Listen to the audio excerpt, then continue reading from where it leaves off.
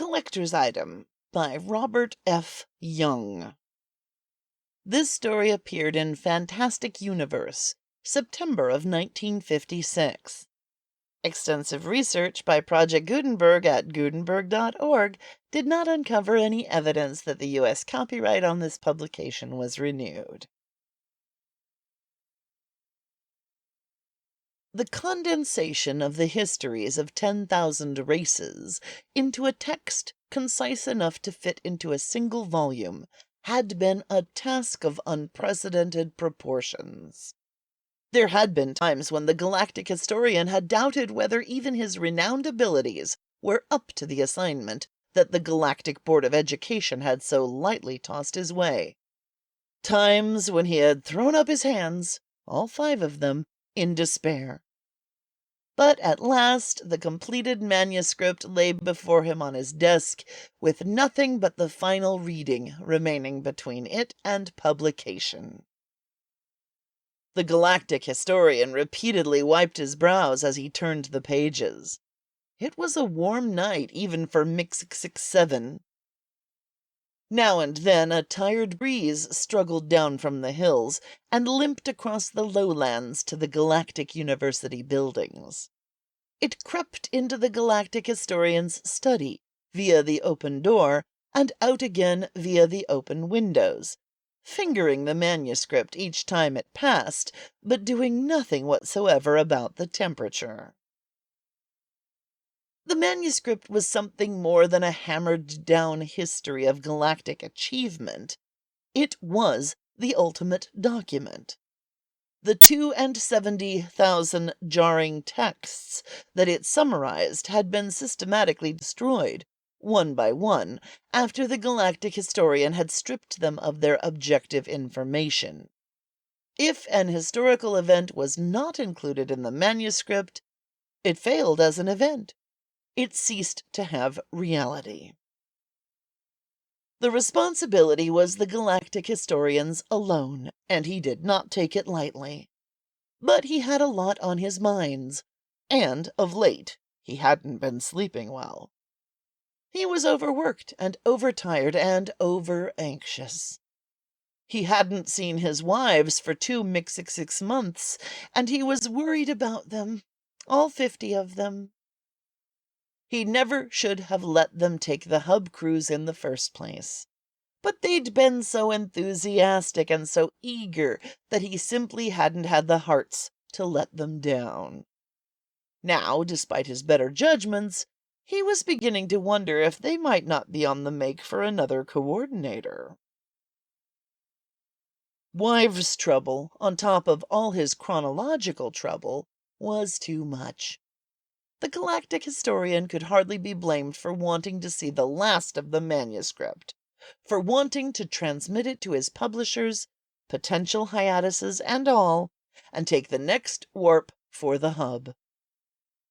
But he was an historian, the historian, in fact, and he persisted heroically in his task, rereading stale paragraphs and checking dreary dates, going over battles and conquests and invasions and interregnums. Despite his mood, and despite the heat, the manuscript probably would have arrived at his publishers chronologically complete. So complete, in fact, that school teachers all over the galaxy would have gotten the textbook they had always wanted.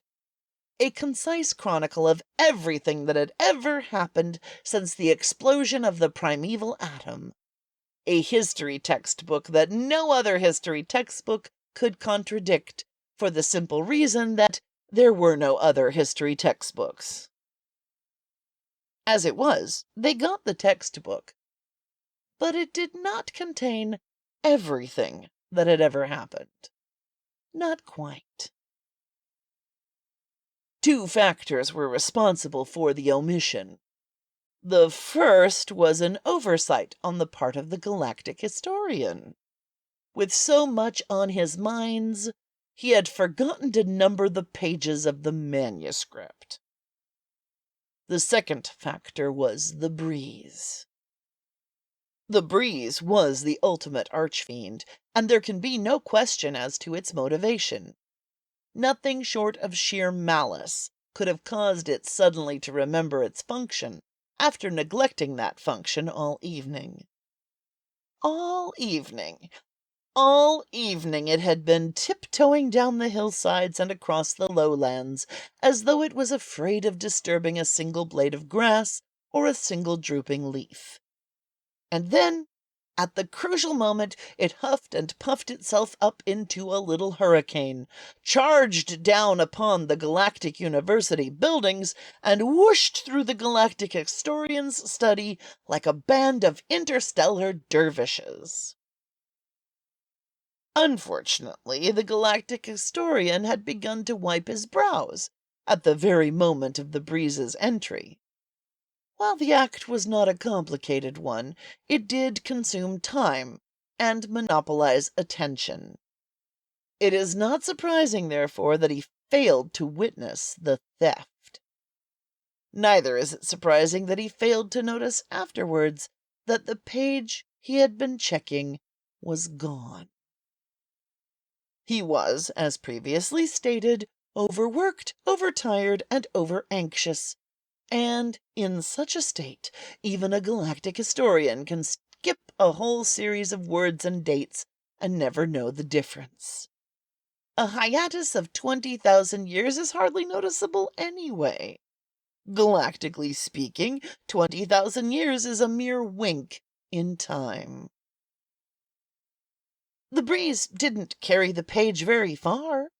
It simply whisked it through a convenient window, deposited it beneath a xixxix tree, and then returned to the hills to rest. But the choice of a xixxix tree is highly significant, and substantiates the malicious nature of the breeze's act. If it had chosen a moo or a buxix tree instead, the Galactic historian might have found the page in the morning, when he took his constitutional through the university grounds. However, since a xixxix tree was selected, no doubt whatever can remain as to the breeze's basic motivation. Articles of a valuable nature just aren't left beneath xixxix trees.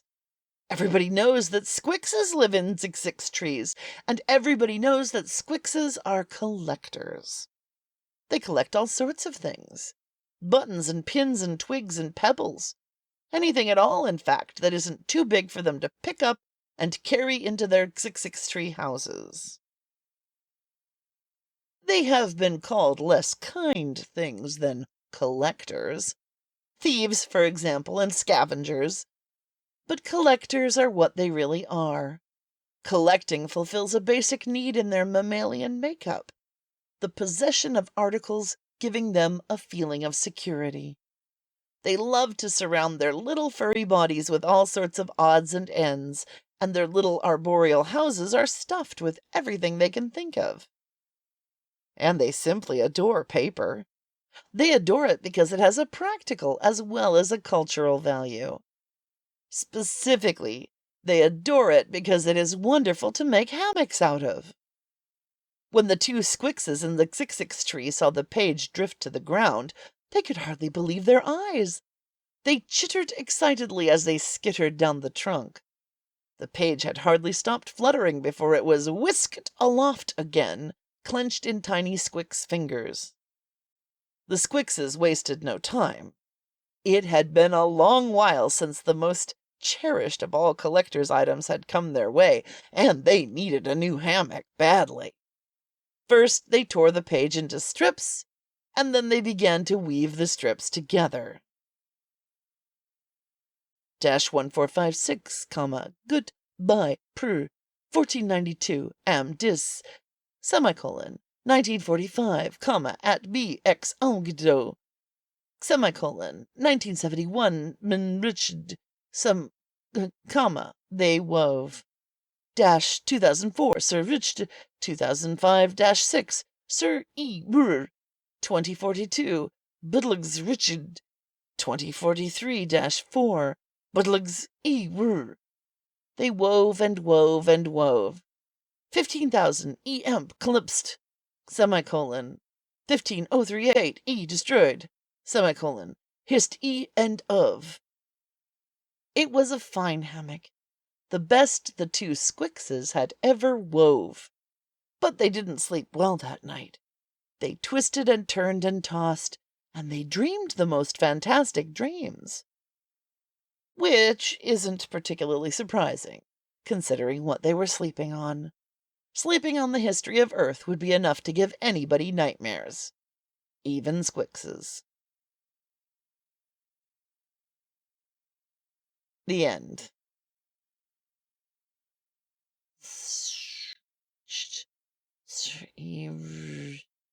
Oh, Beetlejuice reached. Okay. I'm guessing. Okay. 1456, Gutenberg Bible produced. 1492, America discovered.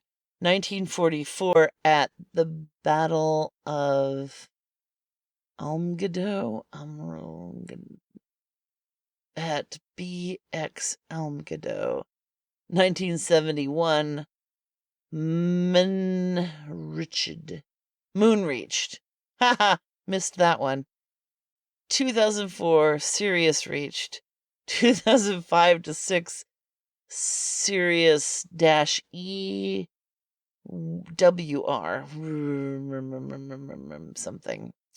2042, Beetlejuice reached. Sure. 2043 to 4, Beetlejuice WR rec written. Oh well. Anyway. And then 15,000, Earth Empire collapsed. 15038, Earth destroyed. History Earth, end of. Gotcha.